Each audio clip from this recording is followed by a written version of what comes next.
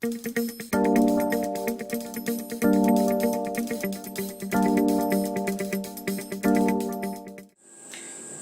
so we're up to day 8 of my Veganuary vlog. Hope everyone's been inspired so far and is thinking about trying out a plant-based diet, and make sure you let me know if you've got any questions or comments about that.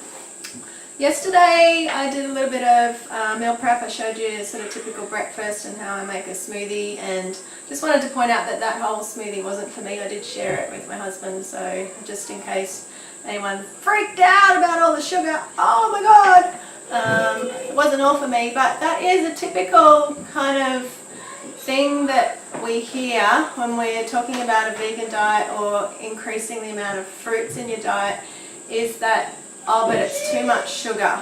Well, what is too much sugar? And let's define sugar. So fruit certainly has got natural sugars, so fructose and glucose, and that comes together packaged up with fibre, and it's the fibre and the sugars in the fruit together that are actually a really healthy combination. So the sugars move through your body in the way that they're naturally designed to, if you're not eating a diet that's high in fat. So if you're eating a diet that's got animal products in it, like dairy or meat, then it's most likely that you're actually eating too much fat, and it's actually the fat that prevents proper digestion of the fruit sugars. And you can find more information about that. What the Health is a documentary that goes into that in a little bit more detail. There's a number of medical doctors that have disclosed the science behind that mechanism, but basically the fats interfere with how well your insulin can uptake the glucose and transfer it into your cells.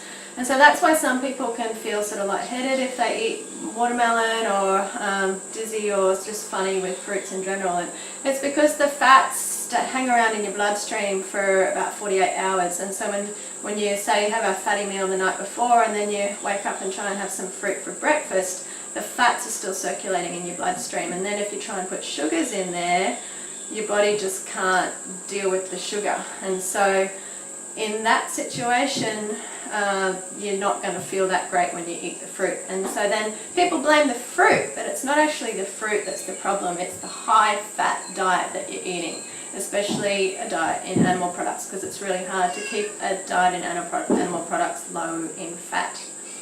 And so if you do want to start increasing the amount of fruits in your diet, because fruits are one of the ideal foods for our species, they are really healthy, there's a lot of nutrients in them like fibre and vitamins and fruit sugars, which are actually the perfect fuel for your brain and for sport.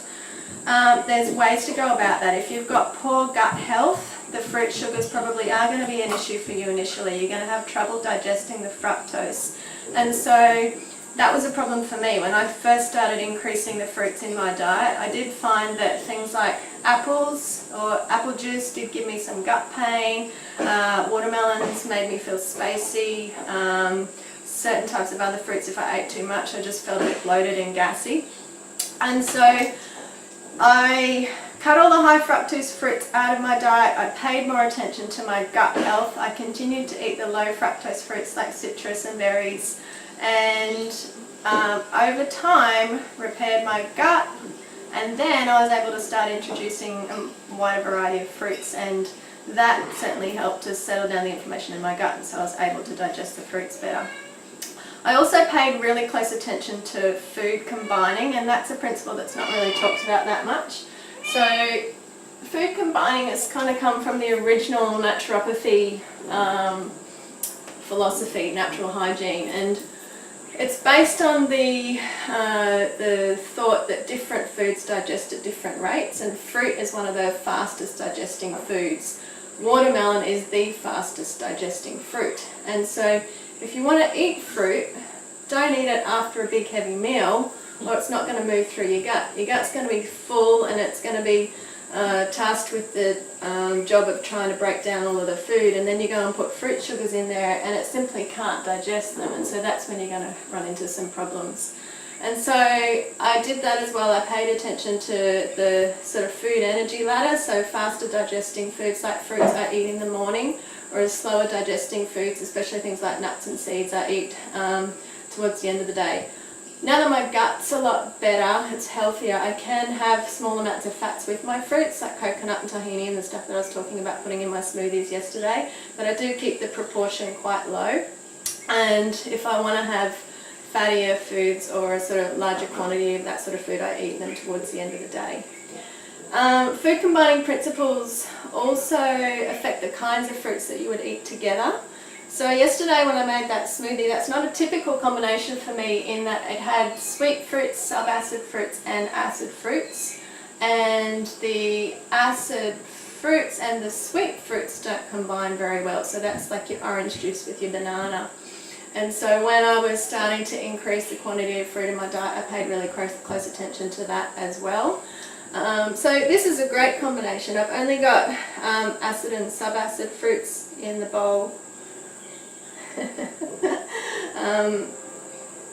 Sweet and subacid fruits in the bowl. I've got some goji berries and a little tiny bit of coconut in there. But if you were having problems with your fruit digestion, you wouldn't put the coconut on there because the fat and the sugars might be an issue for you. So that's a little bit about fruit. Another thing that comes up for a lot of people is concerns about soy, and so I've done quite a lot of reading around soy. And basically, yes, there's phytoestrogens in soy, but actually a lot of them in most situations are protective in the human body. They're not going to be disease causing. And if you're eating animal products like meat and dairy, you're actually consuming synthetic hormones with that food, which is going to be a much greater risk because it's not something that your body naturally knows what to do with. Whereas a plant-based hormone, the body recognises that and is more able to use that or do something with it. So the other problem with soy is a lot of soy products are really highly processed, like soy protein isolate, for example. That's something that, like bodybuilders might use, or it's in some of the processed type products. That's not something that I would ever eat. So the soy products that I eat are more whole food soy based, so things like tofu, tempeh, edamame, and a little bit of soy milk, and that's what we use. And going on from that, some people then say, oh, but I can't digest soy and I can't digest beans and I can't digest legumes, and so how am I going to get enough protein? Well, you'll probably still get enough protein even if you went fruitarian. I gave an example of that in one of my earlier videos, how I entered all my foods into MyFitnessPal, and there was adequate protein just by adding a few nuts and seeds and mainly eating fruit and some greens that day. So beans and legumes certainly aren't essential, unless maybe you're pregnant or you're bodybuilding or you do have a higher protein requirement. And then I would just experiment with, well, maybe it's just your gut microbiome. Maybe if you start including small amounts of those foods in your diet and increasing them and pay attention to your gut health, your microbiome will adjust. And that's what we did. My husband Ben used to get terribly flatulent after beans, and so we just started eating them more frequently and worked through the pain, and now he's much better after eating beans. And we don't use canned beans is another thing. Canned beans might give you more flatulence than if you cook them yourself, and I also cook them in a pressure cooker. So I don't soak my beans anymore. That's one thing that was supposed to help with that, but I've read other stuff that says that it doesn't actually help that much, so I just put them straight in the pressure cooker, cook them that way, and we eat beans or lentils or some sort of legume 2, 3, sometimes more often, 3, 4, quite often, most days, because we're having tofu or tempeh, so we're eating some sort of legume every day. And yeah, if you do have really huge issues with digesting certain sorts of foods, but you're really interested in going plant-based, then I encourage you to talk to a professional, talk to a dietitian or a nutritionist that actually has experience with a plant-based diet, and ideally is eating that way themselves, so that they can guide you and they can give you professional advice about how to start increasing the amounts of plant-based diets while looking after your gut health and trying to resolve any inflammation in your body. So that's probably it. I was going to do a bit of meal prep, but it turns out I have to cuddle a cat, so we might do that in another video. Hope that helps, and yeah, just think about fruit and legumes and all of those sorts of things as healthy foods. They're certainly not scary. Fruit sugars aren't scary, soy isn't scary. It's just, you need to work towards being able to include different foods in your diet if you haven't been eating them. See you next time.